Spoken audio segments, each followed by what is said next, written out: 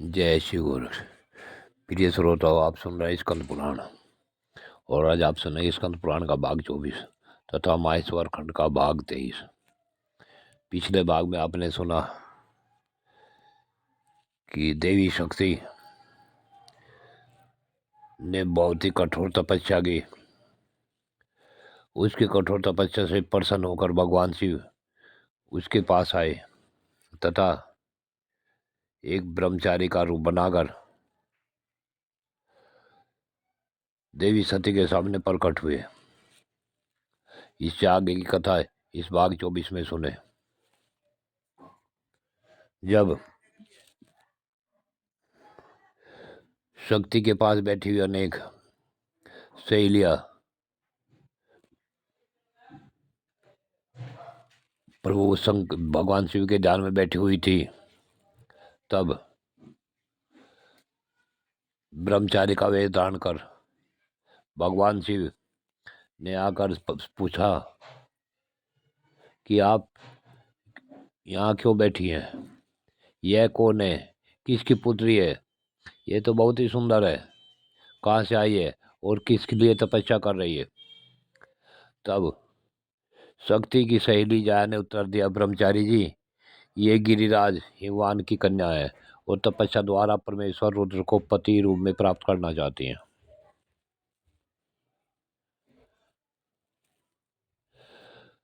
जया की बात सुन ब्रह्मचारी रूपधारी शिव हंस पड़े और बोले, यह पार्वती तो बड़ी भोली वाली है। इस अपने हित और अनित का कुछ भी ज्ञान नहीं। बला रुद्र की प्राप्ति के लिए तपस्या करने की क्या आवश्यकता पड़ी है? रुद्र तो है मंगल रूप है, हाथ में कपाट धारण करते हैं, मरकट का निवासी उन्हें अधिक प्रिय है। जिस दिन इसके वर्ण कर लेने पर रुद्र का इसके साथ संबंध होगा, उसी दिन से यह शुभांगी पार्वती भी अशुभ रूप हो जाएगी। इस सुकुमारी कन्या को उस रुद्र से क्या लेना है? सखियों को चाहिए कि इसे ऐसा करने से रोके। मनोहर रूप वाले देवराज इंद्र, परम तेजस्वी धर्मराज, वरुण, कुबेर, वायु तथा अग्नि को छोड़कर रुद्र के प्रति इसका अनुराग कैसे हुआ? रुद्र की बातें सुन उनके प्रति रोष प्रकट करते हुए जया बोली,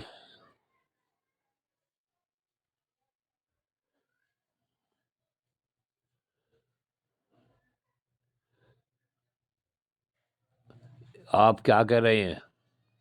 तब वह सुंदरी पार्वती बोली,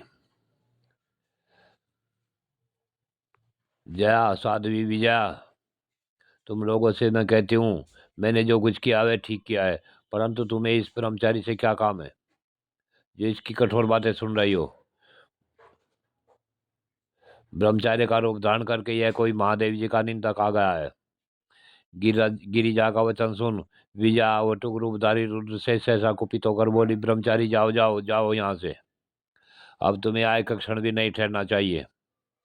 उसने इस प्रकार फटकार कर विवाद करने वाले वटुक रूपधारी भगवान शिव को विदा कर दिया। भी तत्काल अंतर्ध्यान हो गए। तदंतर भगवान महेश्वर पार्वती के सामने अपना वास्तविक स्वरूप धारण करके फिर सहसा प्रकट हो गए। ध्यान में लगी पार्वती देवी ने अपने ध्यानगत स्वरूप को ढूंढ रही थी, उसी समय उनके हृदय स्थित देवता बाहर दिखाई देने लगे। देवी पार्वती के सामने भगवान शिव बहुत ही सुंदर स्वरूप में प्रकट हुए। ऐसा स्वरूप धारण करके भगवान शिव पार्वती के सामने खड़े होकर बोले, हे कल्याणी, तुम वर मांगो। उस समय सती साध्वी पार्वती जी को बड़ी लज्जा आई। उन्हें शंकर जी से पहले की घटना का कुछ स्मरण है। प्रभु, मैं वही सती हूँ जिसके लिए आपने दक्ष यज्ञ का विनाश किया था। वही आप हैं और वही मैं हूँ।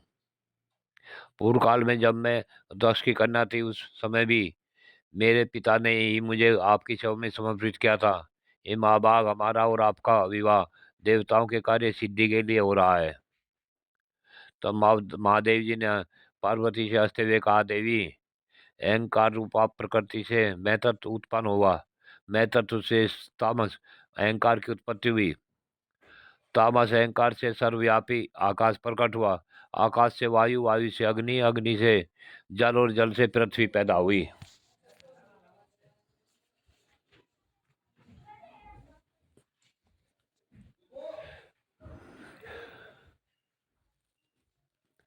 हे देवी, पृथ्वी आदि भूत तथा भौतिक वस्तुएं जो भी दृष्टि में आती हैं, उन सबको नश्वर समझो। अविनाशी तो आत्मा ही है, जो एक होकर भी हमें अनेकता को प्राप्त हुआ है, निर्गुण होकर भी सब गुणों से आवृत हो रहा है, जो सदा अपने ही प्रकाश से प्रकाशित होने वाला है।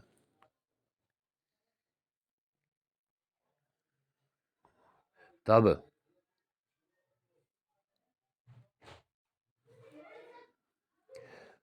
ऐसा कह भगवान शिव अपने स्थान को चले गए। तदंतर हिमवान अपनी धर्मपत्नी मैना और दूसरे पर्वतों के साथ वहां आए। पार्वती जी ने जब उन्हें देखा तो वे उठकर खड़ी हो गई और अपने माता पिता को झुककर प्रणाम किया। तब हिमालय ने मधुर वाणी में पूछा, "वह साध्वी, तुमने जैसे जैसे यहाँ रहकर क्या किया है?"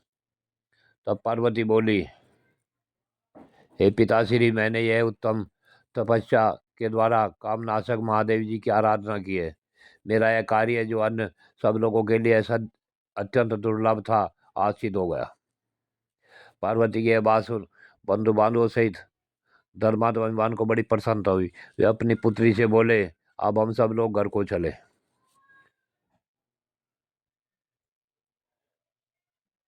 प्रिय श्रोताओं, आज की कथा यहीं पूर्ण होती है। आगे की कथा अगले भाग में। जय शिव गोरख।